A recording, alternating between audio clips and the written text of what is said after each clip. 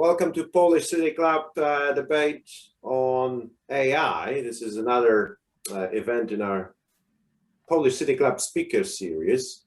And today we have a great panel of AI experts and specialists and business leaders who will share with us fantastic insights into the latest trends as well as the future of artificial intelligence.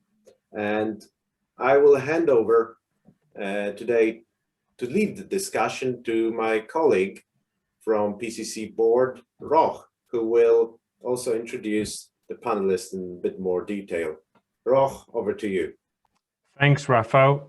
As some of you are aware, I work in the technology space, so I do love geeking out on AI. And so it's even more that I'm so excited to host today's speakers. And as you've probably noticed, tonight's event is slightly different to what we normally host. It's not a fireside chat, but it's an array of formidable speakers with a full panel discussion. So I'm really excited to host today Katarzyna Dorsey, founder and CEO of Yosh.AI, and recently nominated as Forbes 100 European female founders. We're also hosting Barbara Rychalska, AI research scientist and Synerise, laureate of many international AI competitions. We also have Tomasz Trzcinski, who is chief scientist and board member of Tooploox. And last but not least, we have Krzysztof Blusz, entrepreneur, manager, mentor, and global expansion director at Synerise. So the way tonight is going to look like, I will let each of the speakers introduce themselves, tell a bit more about the roles, how they kind of stumbled into the AI world, and then we'll jump into a series of themes, of topics dedicated to technology, business, politics, and hopefully dive deeper on some of the issues and kind of demystify some of the misconceptions around AI, some of the exciting developments. So I thought I wanted to start with Katarzyna. Katarzyna, you founded Yosh.AI over 4 years ago, and it has already kind of stormed the international stage. And I know the company has been awarded a number of awards at international competitions. Could you tell us a bit more how it all started and how you got into AI, how you started Yosh.AI, and how is it reshaping the retail experience and going beyond that? So we'd love to hear your introduction. First of all, thank you very much for the invitation. It's really nice to be here and share a bit of story about me and our company. So my background is actually very different, Coca-Cola company in marketing, so very traditional business, let's say. And then after many years of the corporation, I have decided to move into technology, which again required a lot of effort to learn how to build a startup, how to build tech startup, how to hire amazing team. And first, actually, I've started with e-commerce platform.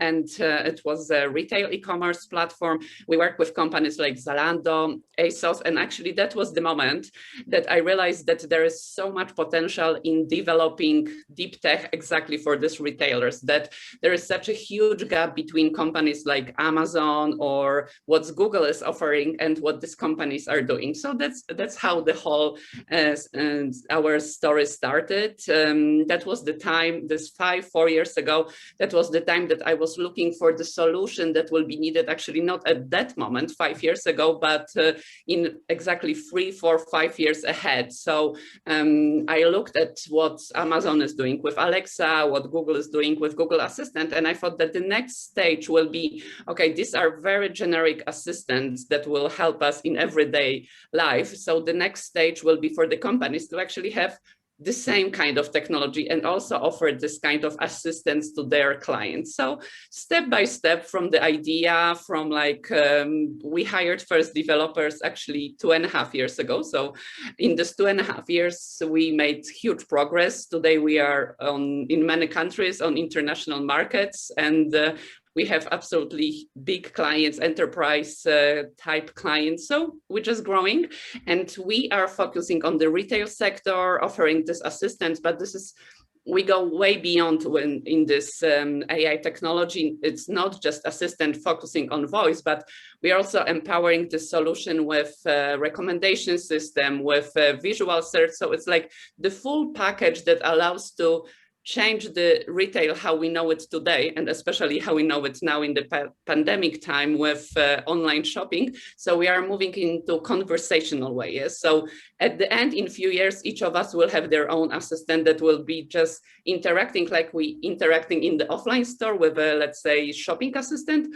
That's the same we'll offer, but with AI assistant in the online world. But now we also expanding into other sectors. So we have clients in banking sector, in insurance sector. So definitely this kind of assistance and conversational AI will be needed across all the sectors.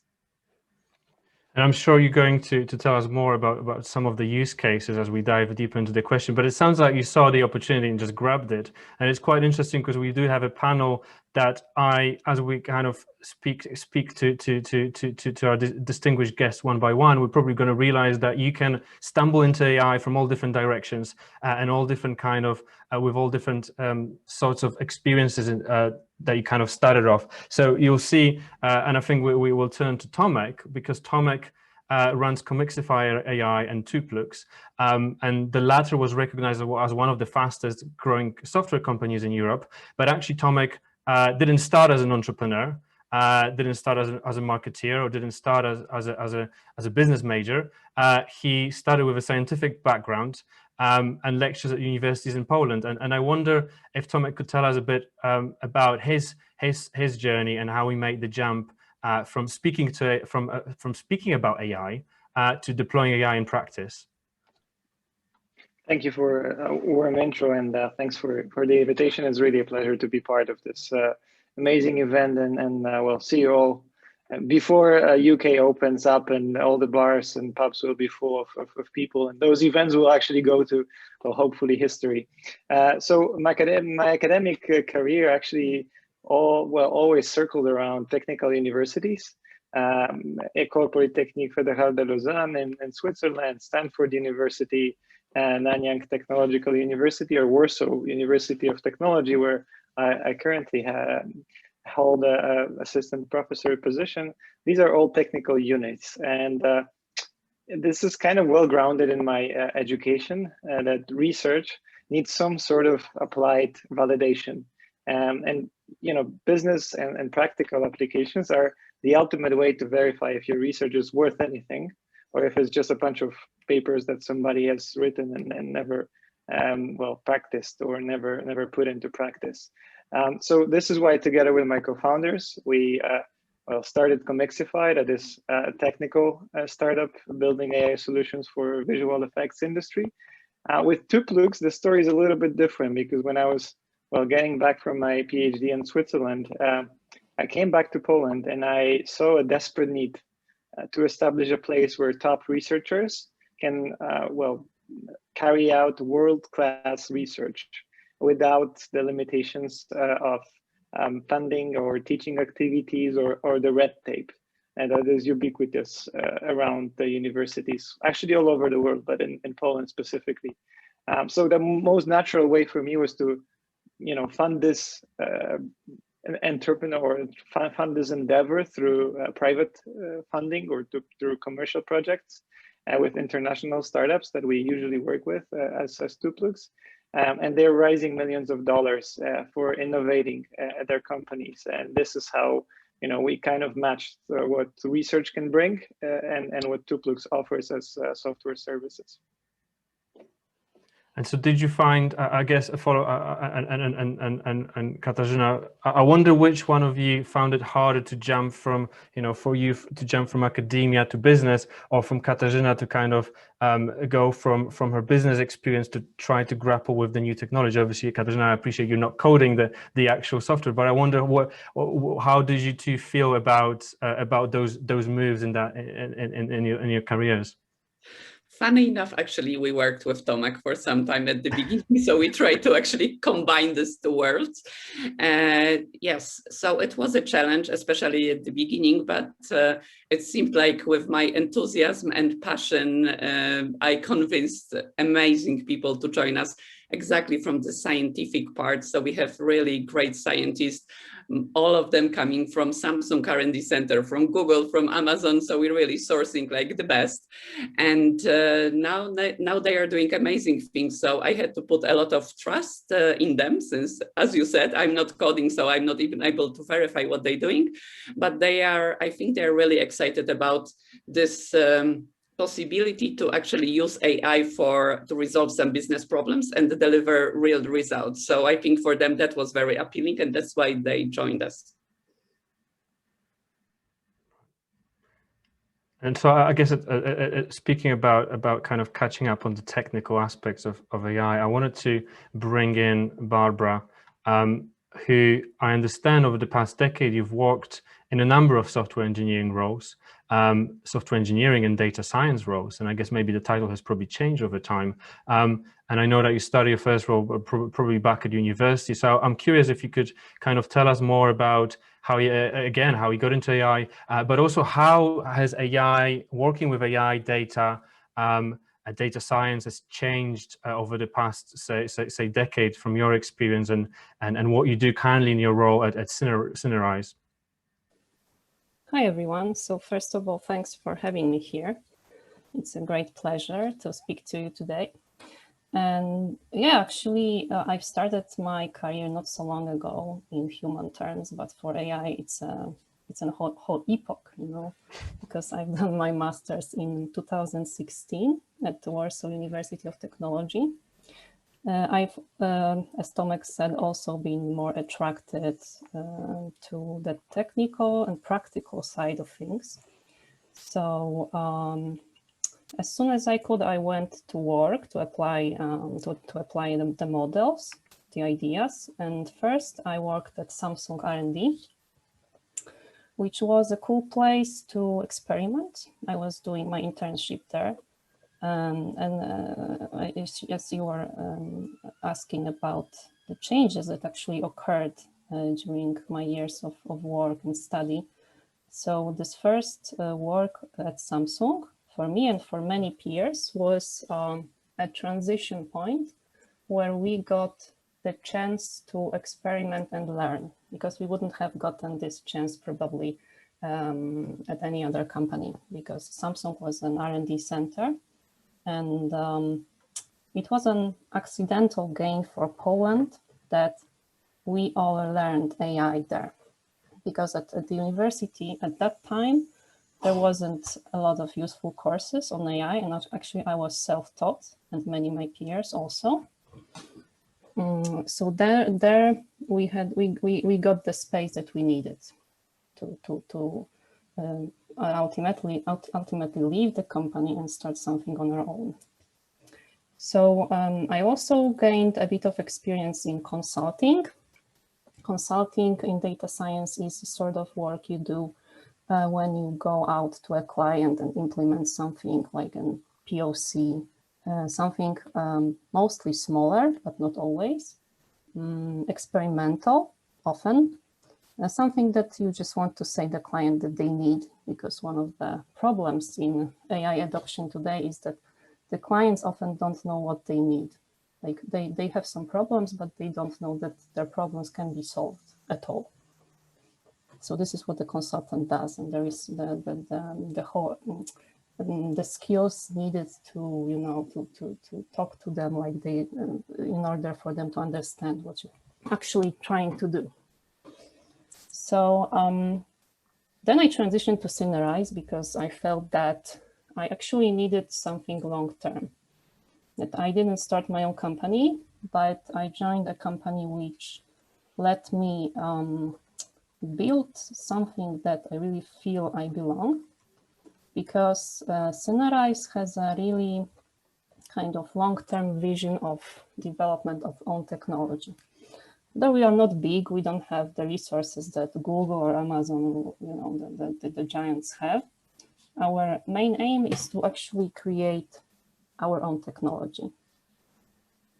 And we don't want to be the followers or the exploiters, but we want to be the explorers, you know, the ones that go out in the wild and they fail a lot, and they, sorry for the bad words, they get their ass kicked a lot with their fails in the research field.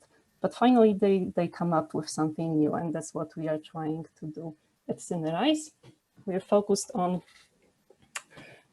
behavior modeling of people, but in a non-intrusive way, you know, so that we don't follow the actual people and we don't spy on people.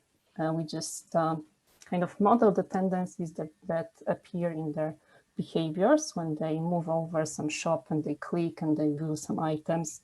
They move their mouse, and we build statistics using all kinds of channels. For example, the photos of items, like the behavioral side, as I've already told you, the textual descriptions, and we try to combine all of this into a new technology that will be great for behavioral modeling of customers. And I think we'll jump into the technology in a moment as well. But I guess from what you're saying is, you know, you started probably early days in your career, you started kind of playing around with the technology, and now you're kind of looking at serious deployments and specific use cases. And so I wonder if we bring Krzysztof here, who will have a perspective on this over the past decade and more actually, but from a completely different angle, just to give flavor to the debate. Krzysztof, you work for Synerise as well, but your role is from a public policy and international business. Your role is in a public policy and international business development capacity. So my question is quite similar to the one for Barbara. I'm curious how your perception of AI, and whether, you know, when you started in this field and looking maybe more called digital transformation, how has your career kind of changed, and your focus and your role has changed over time?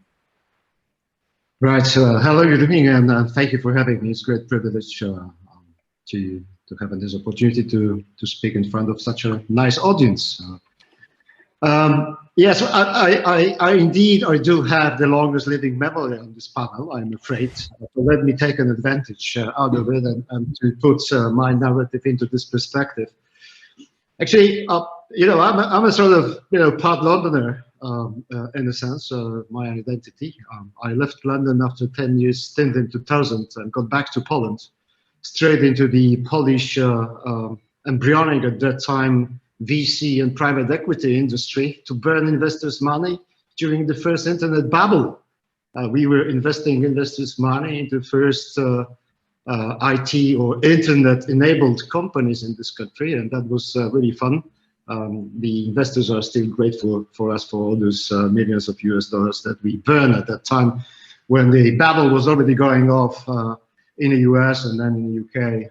We were still fighting to get the traction in the industry.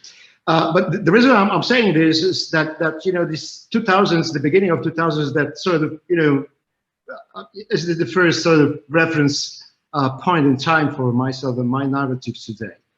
And then, you know, after a few years, I spent almost 10 years in a different world, in foreign policy, diplomacy, public policy, as an analyst and advisor, and then got back into the industry in 2018, putting on again my hat of the tech industry guy.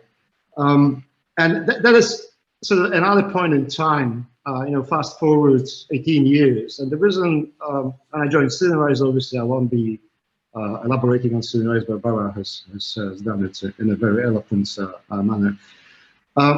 Why these 2 points in time are important, and you know, that is something I would try to use as an introduction to my intervention today. Is, you know, back in 2000 there was no AI, or rather there was a winter in AI, as they would call it. I mean, the AI people, right, and my AI colleagues. The AI was there, but I was somewhere, you know, hidden in the deep coffers of the academic community, data scientists, people who would be sort of trying to carry on with the tradition of Alan Turing. Fast forward to 2018, and suddenly, yes, there is a spring in an eye. And you know, there are these thousands of people who say that they do AI. So that is a very important shift, if not really a massive pivot in the industry. Back in 2000, you would remember these, and you have some legal people with us. There was hardly any regulation that was concerned with anything that had to do with internet or data, personal data security, or at least mention the AI, right? Nothing like that. Fast forward to 2018, and we are already in the world of GDPR coming on, or the Data Protection Act, security, privacy, all these issues have come to the prominence. So there is already a conversation about AI and how it should be regulated, and the ethical AI, as we would say this from the European perspective. And then suddenly, 2019, 2020, we are entering into a new era of regulating the big tech, right? With our antitrust and competition laws, there are these issues of not only personal data protection and security, but also the issues of new markets being created by the big tech. And suddenly the states and the governments have realized there was something going on. Back to 2001, well, there was this notion and the concept of a technology frontier areas that the economists would use in macroeconomy.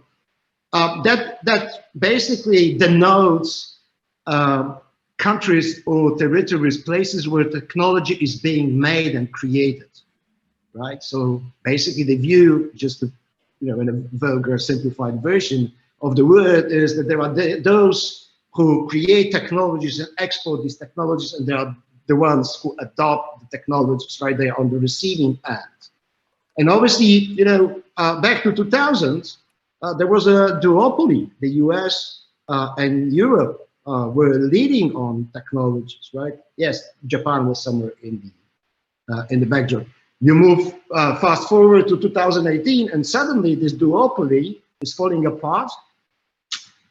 We all have our doubts about how competitive Europe is vis-a-vis the US, but suddenly, this duopoly is being replaced by new actors, and obviously, China is there, a big elephant in the room, right?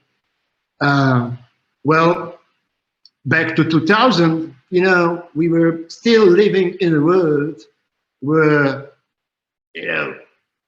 this hype of the social market and economies, Western-like democracies, was kind of a foundation or underpinning of a global order, right? You fast forward to 2018, and what you see is that suddenly there is a geopolitics of digital, or digital geopolitics, that is more adversarial. It's about, more about, competing in the world of technology. Well, not to say that there is a weaponization of technology and data. And then suddenly there is something, emerging that it's called already regulatory diplomacy, because the countries, territories, they start fighting for basically preserving their interests that are related to data. I see that Katarzyna wants to jump in here. Yeah, I wanted to jump in because it was a really interesting history lesson, but maybe we hear something about AI from Tomek. I'm sure he has many, many interesting stories. Well, that's what we wanted. I realized that we've now kind of got hopefully a big picture of how many areas AI touches, policy, business. It's such a technical area. It all mixes in one kind of in one kind of mesh. But I realized that our guest, our audience that isn't necessarily familiar with AI to the same extent. And there's obviously a lot of misconceptions about this technology. There's a lot of hype around it, especially now. A lot of companies start using the term AI, where they use very simple algorithms just to, and they just say that they have AI, but they just want to attract funding. So I wondered, to start with a kind of technical basis and understanding, can we kind of draw on Tomek's and Barbara's expertise for them to explain to us in very simple terms almost, what is AI, what are the common misconceptions that they come across it in their practice. So if we can start with that, Tomek, Barbara. Basia, do you want to go first? Yeah, sure. Go ahead. Sure. So, well, this is a great question because it doesn't have a simple answer. So it's one of the best kind of questions that you can ask. So first of all, there's been an ongoing quarrel, a debate about what we understand under AI, because it's actually a philosophical question that is, for example, in the Stanford Encyclopedia on Philosophy, which I really advise to check if you are into this kind of stuff. There are great articles there. And the start of this whole debate was with Mr. Alan Turing, who was a British genius mathematician who actually is one of the founding fathers of computer science. And according to Turing, the real AI is when you can sit in a room with your computer and talk with someone you don't see. And when you wholeheartedly believe that this person or whatever being you're talking to is a human, then this is a true AI. Obviously, now we cannot achieve this with the models we have, because even the famous GPT-3 that you all may have heard about, it's a gigantic model from the company OpenAI, and it's really impressive on the technical side, like the things it can achieve. It can write poetry for you. It can write a fully correct code for you, like website code, for example. It can do many amazing things, but still it can be beaten in the Turing test. On the other hand, very simple pre-programmed dialogue kind of chatbots can, under some circumstances, pass the Turing test. And it has also been proven, although they only contain some very simple rules, which are hard-coded. So there is no, for me, there is no set term that something is an AI or isn't an AI. There is no set terminology. This is all in state of flux, in state of change. The terminologies are changing. People are experimenting. People are building new stuff. For me, maybe the most convincing term for description of an AI would be a system that does things either better than humans, or faster than humans, or it can process large amounts of data that humans could not possibly process in their lifetime. For example, it can read all the books that are on the web and perform a task that is somehow connected to thinking, to understanding or reasoning. Tomek, what's your opinion? Yeah, so I just wanted to say that we didn't actually adjust our answers, but think about changing the definition of AI was also part of my answer. So well, let me start with the definition that I like the most. So this one is proposed by Larry Tesler, a great computer scientist. He worked at Apple, Yahoo, Amazon, and he said that AI is whatever hasn't been done yet. And I think this is the simplest way of putting it. So I would rephrase that AI is whatever we don't understand.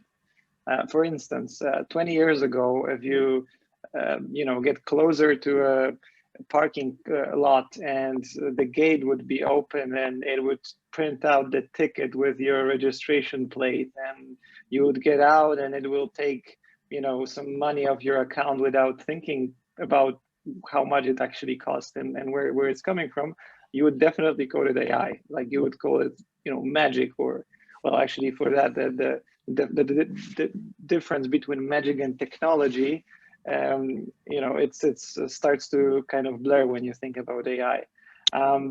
Right now, it's the simple tool or simple utility that everybody uses getting to the parking lot. So it's not AI anymore, and it's actually changing in time. Now it's very much about probabilistic models like neural networks. the hype is around generative modeling, about, I think last few years it's all about natural language processing, which is where Yosh.AI and Kasia can definitely see the potential, and that it's jumping on this horse and making sure that the company blooms. And it's also reinforcement learning that you probably have seen in the news, like the folks beating Dota 2 and playing more and more complex strategic games that before nobody could understand. But in 5 years, right now we're playing chess against computer, and we say like, oh, you played against computer to train, but this was just the training. Now, for us in 5 years, it will be the same with Dota. Like you would play against Dota, against those complex reinforcement learning, AlphaZero, AlphaGo, whatnot, DeepMind, spooky algorithms. And you would say that, oh yeah, that's just part of training. Like now let's beat the real humans because they are better because of the AI. So it's changing in time. It's pretty much indistinguishable from magic right now for us, but we get used to magic, like with David Copperfield. Once you sort of get all the tricks and read about them in the books and see all the YouTube videos, it stops being artificial intelligence and it starts being technology as it is. So this is what AI is for me. It's an ever-changing, quest to become a better technology person for us. And if we were to demystify it a little bit more for our audience who has less kind of technical, well, I wish to believe that AI is magic. I think that would be probably the easiest way to go about it. But for those of us in the audience that don't necessarily understand, they would read about reinforcement learning, the training process. Maybe if you take the example of Comixify and how you teach the algorithms to generate the comic books, if you gave that as an example of what is involved in the process, what does it entail? Right. So, I mean, to put it in a very specific terms of a product like Comixify, taking a video and then turning it into comics, you just have a bunch of data. You use the training data that either people clicked or sort of labeled for you. And this is where the data annotation comes as a very important part of the process, data engineering, data cleaning, whatever you call it. And you, program the probabilistic model. So a model with multiple, parameters to sort of, optimize a function that you design yourself. Let's say that, you have a function that you come up with, like, okay, if this and this image comes together, it has to end up in the comic. If those two images, they for some reason are not looking good in the comic, they come together, you just kick them out. And you kind of get those labels, this information from humans who are clicking it, or you derive it from some of their interactions. You then pack it into, so you feed it into a model that is in principle a few lines of code, and then you optimize that. In neural networks, what you do is you propagate the error towards the end of the network and backwards, and you sort of iterate this process as usually you would do with kids, when you tell the kid, like, this is the chair, and the kid will bring you the small table, and it will ask you, like, is it a chair or is it a table? And then you would repeat that again, and after a few iterations, the kid will know that this is type of the object that we usually call chair. Equally here, the model will, after some time, minimize the error that you said, so minimize the function, or optimize the function that you said. In that case, that would be the function based on the errors that the model makes, and then it will be able to generalize, which means that it will be able to process images that were not part of the training set. So that's the holy grail of machine learning or artificial intelligence, this general artificial intelligence, where you're not overfitting, so you're not just sort of constrained by the limitations of your training data set, and you can expand your data set, like with NLP, with bots, with this NLP interface of Yosh.AI, but this is quite of natural for many of the solutions. You would like the computer to understand multiple phrases that mean the same.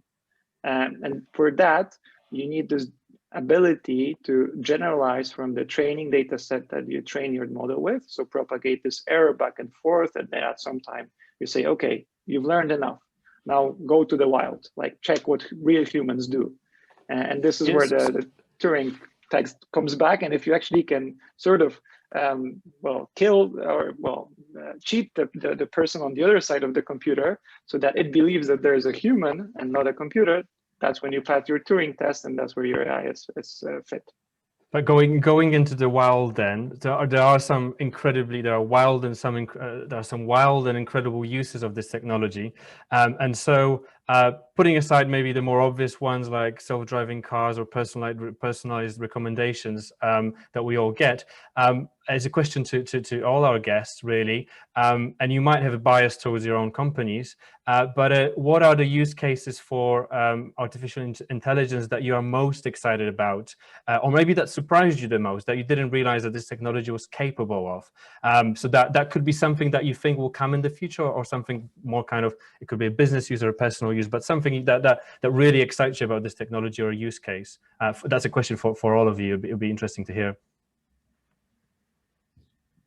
Yes, we are very biased because we really believe in assistants, because we believe that they bring value to both sides, to the companies as well as to the end users. To the end users, because the reason why we're using assistant is because at the end it's easier and it's a natural way for human beings to communicate through the conversation and through speaking. Yes, so in this case, we are creating something that allows us to get information faster, to get things done faster. Yes, so at the end there is a big value to the end user, to each of us in any aspects, in the shopping, in medicine, in basically in banking, in any area we touch, these assistants are valuable. Then to the companies that we are developing this assistant, there is a lot of value because we bring for them savings and we increase their efficiency or engagement with the users, meaning what these assistants, they are not smart enough yet. And we all know that they are not as smart as human beings, but still they are very good and they achieve very high accuracy in performing like repetitive tasks. Yes, so we can automate a lot of things that for human beings are becoming boring and they're just wasting their time on asking the same question. Like, for example, in a banking system, when you call bank and then you go through authentication, there's always 3 kinds of questions. So it doesn't have to be a human being just asking the same questions over and over. It can be done by bots. Yes, so this is very simple automation and increasing efficiency for this company. So an example like this, there are like in basically any area, in shopping, you can check your status of delivery. Again, you don't need a human being. Then you have more complicated cases and then you really talk to a human being. But for this simple task, these bots are absolutely perfect to handle and allow, this one-on-one conversation. They are available 24 hours. So this is for me very exciting and very challenging because we are dealing with a lot of parts. We are dealing with speech to text. We are dealing with natural language processing, then text to speech. Then we are bringing a lot of other technologies into this solution. So yeah, we are absolutely at the beginning of the road, but it's really amazing to see how we can train exactly machines to communicate with human beings.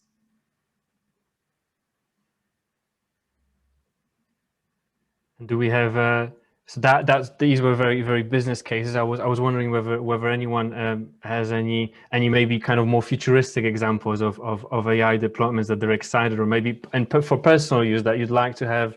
I don't know, just at the top of my head, just some kind of personal use cases that you'd kind of wish that you'd had.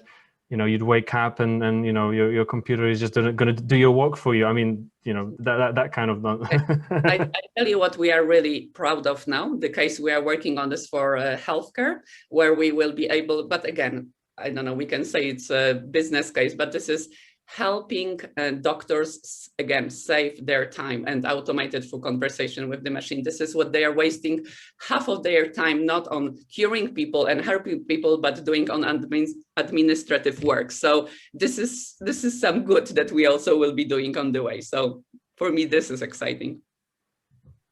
I can jump in here for a sec. Well, there are opportunities that we don't even know exist. Like when we started Comicsify, it turned out that comic strips are used by therapists of kids with autism to sort of teach them about empathy and how other folks feel.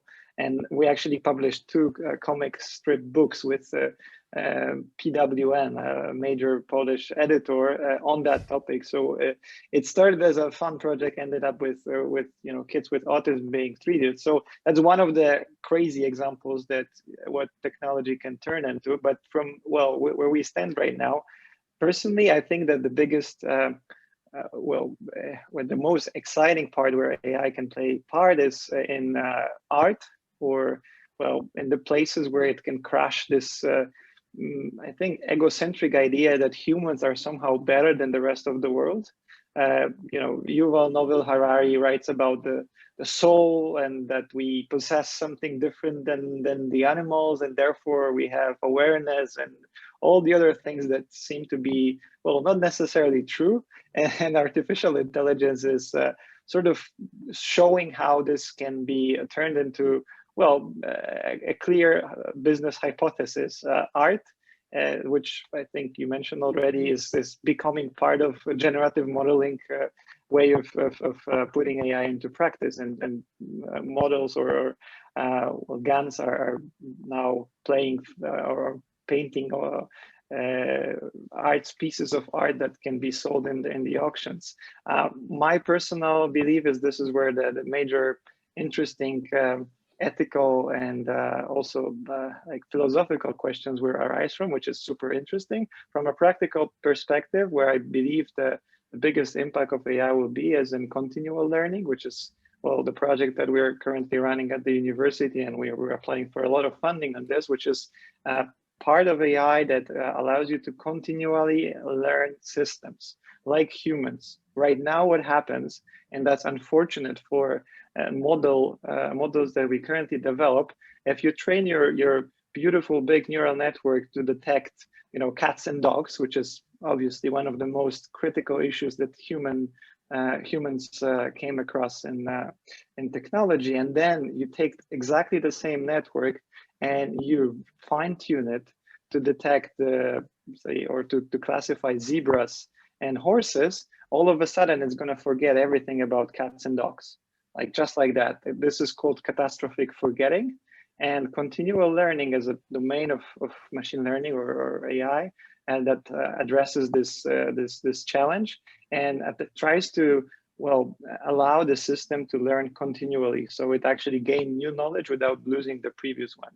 And I believe that this is going to bring a lot of new inventions and a lot of interesting solutions, because once we achieve this moment of technological development where we can train things like humans, like we still, I can still ride a bike even though I learned how to drive a car, and that's sort of. If I can be a little bit provocative, are we better? Sure. Are we better at training AI to recognize cats, dogs, zebras, or giraffes in Europe, or are other parts of the world ahead? There's obviously a big race going on. There's a lot of commentators saying, Europe is lagging behind. I wonder what are your thoughts on that? And I'm sure our panelists will also have views. And if we are lagging, if we worse at recognizing zebras and giraffes and so on, what do we do? Yeah, I think I'm not the best person to ask. I think Krzysztof has much more broader experience in the global ecosystem of AI and how this actually correlates. But just my 2 words is that we are lagging in terms of the risk awareness, and we're super risk averse, and therefore even though there are parts of AI that are super interesting for us as Europeans, like ethics or philosophy, even for myself, as I mentioned before, this actually turns into legal constraints. Like right now, I'm submitting an EU grant, and the whole attraction to ethics turned out to be an additional question in the form, which asks me if AI can be harmful, or if it can be turned into misused technology. So this is how we you know, as Europeans paying attention to ethics, we transformed it into research. So that's from me, but again, I think Krzysztof is much more experienced in that area, and I'd be, you know, interesting to hear his thoughts. Yeah, I agree with Tomek wholeheartedly on the risk side of things, that we kind of maybe more, we are more fit for, not fit, maybe we just feel safer exploiting than exploring. Because for me, when I thought about the most exciting directions of AI, it was surely the direction to go more into the neuroscientific side of things. So neuroscience is the science of the mind. It's the science which researches the biology, the actual propagation of information in biological brains and real neurons. And as it turns out, the neurons that we have in our deep neural networks are not exactly the same kind of neurons that we have in our minds. Obviously, they are within a computer, so that's one difference. But the other difference is that they are trained with an algorithm that's already been mentioned. It's called backpropagation of errors.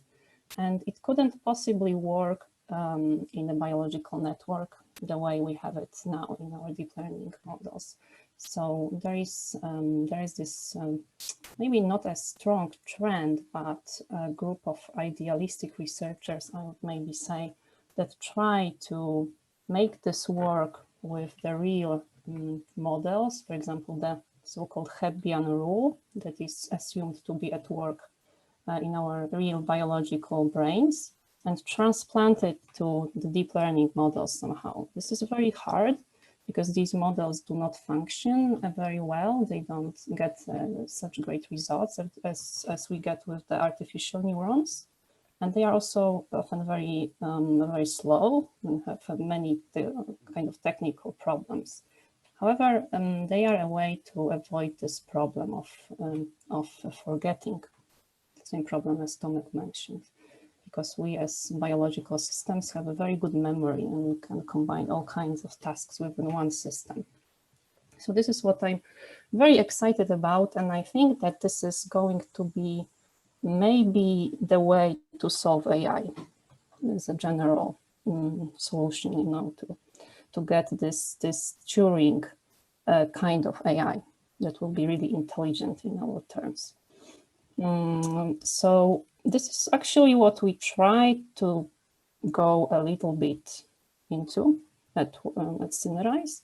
Obviously, we don't experiment with brains, and we don't have any wet lab, you know. But we are very aware of what's happening in neuroscience, and we're trying to connect the dots to make this work. This is a very long-term goal, but as I said, we are truly believing that this is what's going to shape our reality, and long-term goals are also very much worthy of pursuit. And so speaking about those ethical kind of considerations and the risk profile that Tomek has already alluded to, I wanted to bring Krzysztof in to share his view on the kind of where we're heading from a policy perspective, or where we are right now, building on the comments that we just heard. Well, let me be diplomatic on this one, right? I mean, well, you know, there are plenty of things that need to fall into, many pieces that need to fall into sort of having a phenomena like AI to take off the ground in a way that everyone would be happy. And obviously, you know, going back to the original question of Tomasz, I think, you know, the jury is still out whether who's going to make it as a sort of a leader in AI and many technologies. Obviously, you know, talent is evenly distributed. The data is not. There is a regulatory context to it. And obviously, we are all afraid now about something that Tomasz alluded to, which is basically over-regulation in certain parts of the world, right? And this is something that we feel that it may be a sort of a drag on the way AI and some other technologies are evolving in Europe, for example, right? Vis-a-vis the US or China. But let me put it this into the context. Obviously, you know, there is an important difference between China, for example, and the US or Europe. China is the country that is extremely experienced in having industrial policies and executing on industrial policies. AI is a part of the visionary drive of the Chinese Communist Party and the government of China, right? And as they are so much experienced in putting some policies into practice, obviously they've been, or they appear, right, to be now sort of in the forefront in terms of this race to have a good AI, because they have a very laissez-faire, very lax regulatory environment in China down there. They have the scale. Remember, 1.5 billion people, right, in a sort of a consistent open market. This is not a country, this is a continent. That is good to remember. And then on the other hand, we have the US, which is basically, you know, driven by the private sector. And then the EU, which is a kind of a hybrid with a very, you know, very opinionated about the way the regulations should be made and all these ethical considerations or social justice, privacy, security aspects.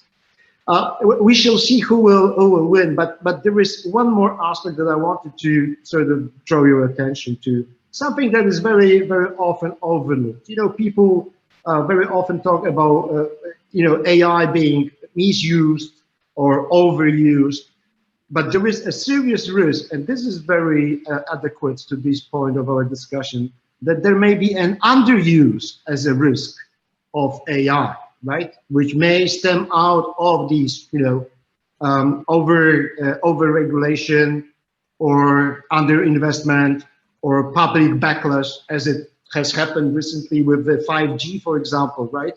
Or we have learned the story about the backlash that public can actually spark in the genetically modified food space, right?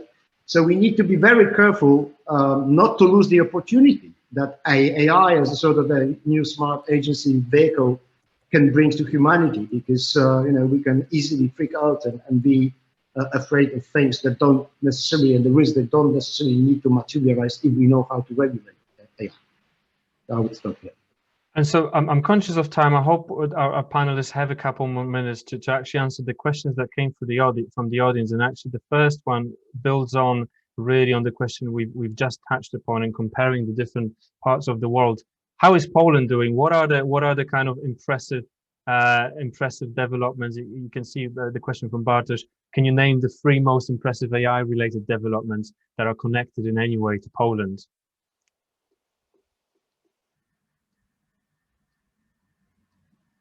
Can you take us for that? I don't think there is an it's a hard question. Maybe on the science part, no, absolutely we don't get enough recognition. And I think that was one of at least my motivation to exactly put Poland on this global scene.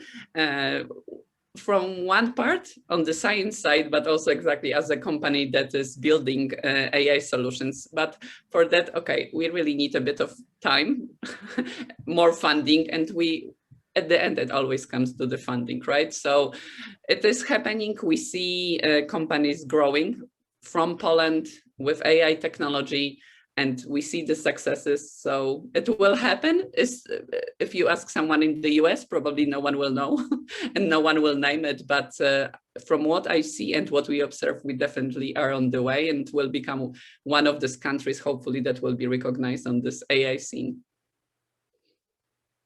We are often, for example, talking with some VCs and the people who have kind of shaped our reality as we know it today, like founders of big companies, during some business meetings and so on, and some meetings that are only, you know, designed for inspiration. So there is no business point attached, just exchange of ideas. So Synerise is often engaged in such conversations, and actually they see us as an area which will probably receive a lot of funding in the next years, because they see us as an unexplored kind of terra incognita. You know, they cannot really get a grip on our legal system, for example, up till now, to get to know us, to fund us, to really be a part of us in a way through investment. So they think that we are on the stage where we have a hidden value, which we haven't really showed yet. And I am truly for it. I think that we really need time, and we also need some trust, and we need some support. What we already know is that we have incredibly talented programmers and data scientists, and this is recognized on the world scale already. We are, I think, getting into top conferences more often with passing time, because there is also the problem with the universities, which didn't really, up till now, they didn't really kind of receive any financial satisfaction, let's say, for these top venues, which was absurd, but now it's kind of partially fixed. So I think we are in this moment where you can really expect a lot from us. Yeah, and we'll do anything we can to make this a reality. So this is now. I think that the next question that we had from our audience was actually, where do you see AI in 10 years' time? And I guess it may be that we're not going to call it AI. It's just going to be just our normal kind of everyday. It's going to be running in the background. It's just going to become so pervasive that we're just going to forget about it, because we're not going to call it AI. It's just going to be part of the normal kind of technology around. So I wonder what, to close off today's session, I'm conscious of time. So to close off today's session, what do you think, again, a question to the entire panel, what do you think AI will be in 10 years' time? Will we still call it AI?